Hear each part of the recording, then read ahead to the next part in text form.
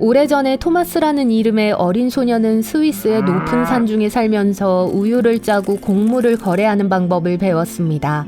그의 가족에게 극도로 힘든 시기였어요. 하지만 그런 상황 속에는 항상 그에게 의미가 있었던 것이 있었는데 그건 가족의 헛간이었어요. 그는 따뜻하게 지내기 위해 가족의 헛간에 있는 지프로 만든 침대에서 잠을 자곤 했던 것을 기억했습니다. 그의 경험은 스위스인들에게만 해당되는 것이 아니었어요. 그런 헛간들이 수년간에 걸쳐 사라진 것 같아서 안타까워요. 정말 사라졌을까요? 스위스 문화에서 이런 헛간은 특별한 목적이 있었고 그럴 만한 이유가 있었습니다. 사람들이 변화하는 계절 동안 생존하고 심지어 번창하도록 도왔죠. 현지인들은 이 작은 목조 건축물을 슈타델이라고 부릅니다. 곡물 저장 창고였고 오늘날까지도 스위스의 고산 계곡에서 많이 볼 수 있어요. 불행하게도 요즘 대부분의 이 독특하고 작은 헛간들은 과거의 향수를 불러일으킬 뿐입니다. 대부분의 슈타델 소유주들은 지난 3, 4년간 슈타델을 방치해왔어요. 심지어 일부는 완전히 버려졌습니다. 설상가상으로 지역 법은 사람들이 이 건물을 커피숍이나 작은 호텔과 같은 다른 용도로 바꾸는 걸 허용하지 않습니다. 다행히도 일부 지역 주민들은 이 건물들이 폐허가 되는 것을 막기 위해 매우 창의적인 아이디어를 생각해냈습니다. 변경을 허용하는 지역으로 건물을 통째로 옮기는 거예요. 이상하게 보일지 모르지만 고대의 사람들도 그렇게 하곤 했습니다. 산의 날씨가 너무 험해지면 작은 오두막을 챙겨서 살 수 있는 곳으로 옮겼습니다. 요즘 이 헛간들은 헬리콥터의 도움으로 옮겨져요. 각각의 나무 조각은 조심스럽게 포장되고 번호가 매겨집니다. 헛간이 가능한 한 원래 모습을 간직할 수 있도록 오래된 못조차도 섬세하게 운반되죠. 이 목조주택의 가장 매력적인 점은 무엇일까요? 밖에서 봤을 때 완전히 그대로인 것처럼 보여요. 하지만 일단 들어가면 당황하실 거예요. 일부는 완벽한 휴가를 위해 필요한 모든 것을 갖추고 있습니다. 멋지고 편안한 침대, 완벽하게 작동하는 부엌, 그리고 스위스 알프스의 숨막히는 경치. 그래요, 슈타델의 매력에 푹 빠지게 되실 거예요. 아직 유럽에 있습니다. 루마니아로 가서 똑같은 아름다운 집들을 방문하려고 해요. 루마니아의 수도인 부쿠레슈티의 중심 가까이에 독특한 야외 박물관이 있습니다.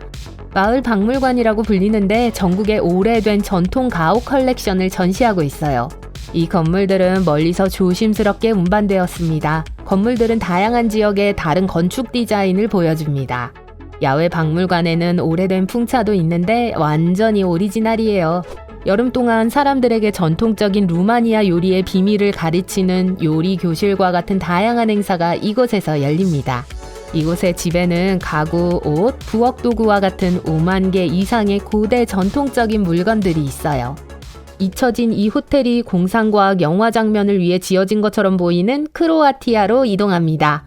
할루도보 팰리스 호텔은 1971년에 크르크 섬에 지어졌습니다. 심지어 비대칭 디자인도 독특해요.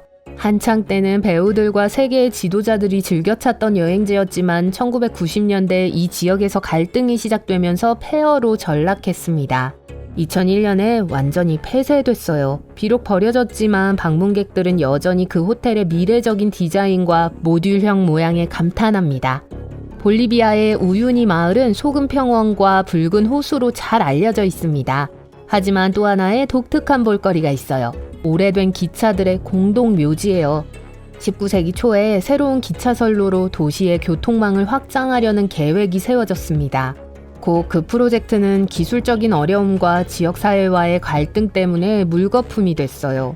기차는 여전히 광물을 태평양 해안으로 운송하는 데 사용되었지만 1940년대에 광물이 고갈되자 광부들이 떠났고 장비는 사막에 남겨져 녹이 슬었어요.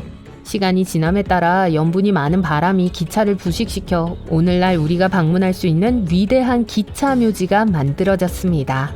포베글리아 섬은 베니스의 운하에서 1km도 채 떨어지지 않은 곳에 위치해 있습니다. 아름다운 곳이라고 생각하겠지만 이 버려진 장소는 어두운 역사를 숨기고 있어요. 그곳은 질병을 위한 격리 구역에서부터 나폴레옹의 개인 창고에 이르기까지 다양한 용도로 사용되었습니다. 말년에는 비극적인 실험이 있었던 20세기 초에 정신병원이 있던 곳이었습니다. 그 정신병원은 결국 폐쇄되었고 요즘도 포베글리아를 방문하는 것은 불법입니다. 하지만 궁금하다면 여전히 근처 리도 해변에서 볼 수 있어요. 한때 호화로운 영화궁전이었던 미시간 극장은 헨리 포드의 첫 번째 작업장이 있던 바로 그곳에 1926년에 지어졌습니다. 그것은 인상적인 건물이었어요. 7층에 4,000개의 좌석을 가지고 있었고 500만 달러라는 놀라운 비용이 들었죠. 하지만 1967년에 문을 닫았어요. 점점 더 많은 사람들이 작은 극장으로 가기 시작했기 때문이죠. 말할 것도 없이 가정용 TV가 등장하기 시작하면서 사람들은 큰 화면으로 영화를 보러 가는 것에 관심이 없었어요. 그 후 그 공간은 1970년대 후반에 주차장으로 바뀔 때까지 다양한 용도로 사용되었습니다. 요즘은 좀 슬퍼 보일 수 있지만 극장의 웅장한 천장과 장식된 벽은 전형적인 콘크리트 주차 공간을 더 매력적으로 만듭니다. 매사추세츠 링컨에 있는 포니헨지는 플라스틱 조랑말과 흔들 목마의 신비로운 컬렉션입니다. 그걸 보기 위해서는 보스턴에서 서쪽으로 약 22km 떨어진 지역 들판으로 향하면 됩니다. 누가 컬렉션을 시작했는지 어떻게 계속해서 성장하는지는 아무도 확실히 알지 못하며 그 덕분에 이곳은 더 이상하고 흥미롭게 느껴져요. 한 가지 설에 의하면 첫 번째 말이 레모네이드 가판대의 소품으로 사용된 후에 그곳에 남겨졌다고 해요. 들판에 남겨진 잊혀진 플라스틱 말에 대한 이야기도 있어요. 크리스마스 장식품으로 사용되다가 더 이상 필요하지 않았기 때문에 거기에 버려졌다고도 합니다. 이 놀라운 프로젝트는 2010년 어딘가에서 시작되었고 그 이후로 많은 이상한 이야기들이 생겨났어요. 어떤 사람들은 조랑말이 밤에 살아난다고도 합니다. 물론 그럴 리는 없겠지만 미스테리를 더 해주죠. 절반쯤이 물에 잠겨있는 에스토니아의 럼무 감옥은 1940년대에 지어졌습니다. 과거에는 인근 석회석 채석장에서 강제 노동을 하던 수감자들로 가득했어요. 이제 그곳은 세계에서 가장 소름 끼치는 수중 유적지 중 하나입니다. 감옥은 1991년에 버려졌고 채석장은 곧 물로 가득 찼어요. 오늘날 럼무 감옥은 유명한 해변이고 방문객들이 물에 잠긴 건물과 광산 장비를 탐험할 수 있는 스쿠버 다이빙 장소예요. 튀르키예 남서부에 위치한 카야크웨이 마을은 활기찬 공동체였습니다. 전성기 동안 다른 마을에서 온 약 10,000명의 사람들이 평화롭게 살았어요. 1920년대에 일어난 지역 분쟁 때문에 인기를 잃기 시작했죠. 1957년의 지진은 마을의 쇠퇴를 가중시켰고 오늘날 유령 도시로 만들었습니다. 궁금하다면 방문할 수 있는 집이 아직도 수백 채 있습니다. 소치밀코는 멕시코시티의 세계 유산입니다. 인형의 섬으로 번역되는 무네카스 섬으로 인터넷에서 유명해졌어요. 그 지역의 아름다운 운하를 따라가다 보면 곧 놀라운 발견에 소름이 끼치게 될 거예요. 이 장소는 수백 개의 인형과 인형 부품이 나무에 매달려 있고 심지어 잔디에도 흩어져 있어요. 물론 공포영화의 세트장처럼 보일 수도 있지만 이 특이한 장소는 줄리안 산타 바레라라는 남자가 살던 곳이었습니다.